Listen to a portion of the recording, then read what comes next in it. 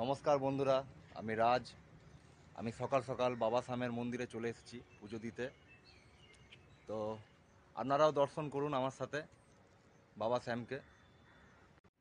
এই যে শ্রী শ্যামের মন্দিরে সিঁড়ি বেয়ে উঠছি, আমার সাথে আমার কলিগ এসছে। চলুন আপনাদেরকেও দর্শন করাই বাবা শ্যামের।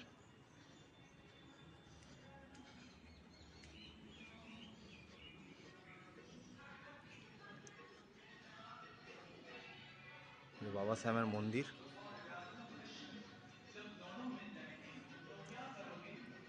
মন্দিরের ভিতর থেকে বাইরেটা মনোরম পরিবেশ।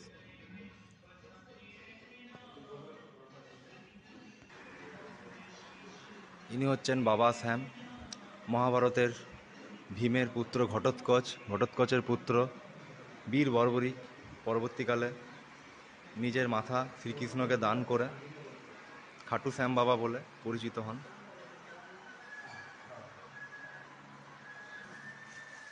সৌরভ মজুমদার সান্ডিল্য গোত্র।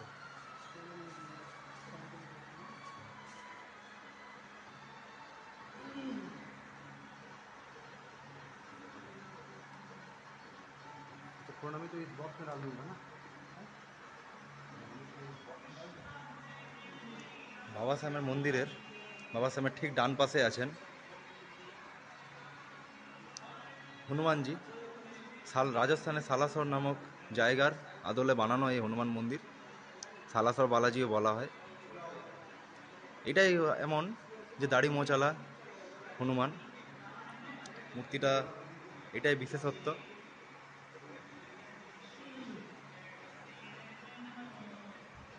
আর বাবা শ্যামের ঠিক বাঁ দিকেই আছেন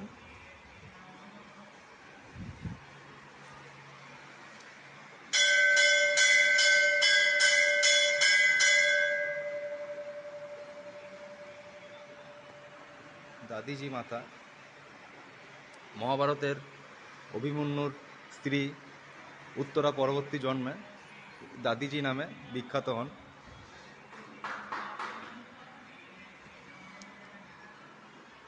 মন্দিরের আরেক পাশে মা শেরাবালি, ঠিক শেরাবালির মুখোমুখি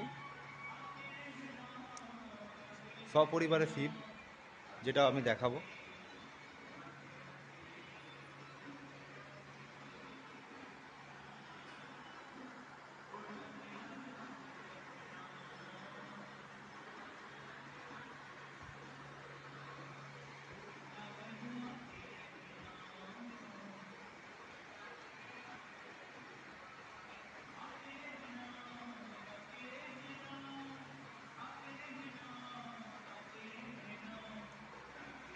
মানুষের যখন সব কিছু রাস্তা বন্ধ হয়ে যায়, মানুষ যখন হেরে যায়, তখন এই বাবা স্বামী উদ্ধার করেন।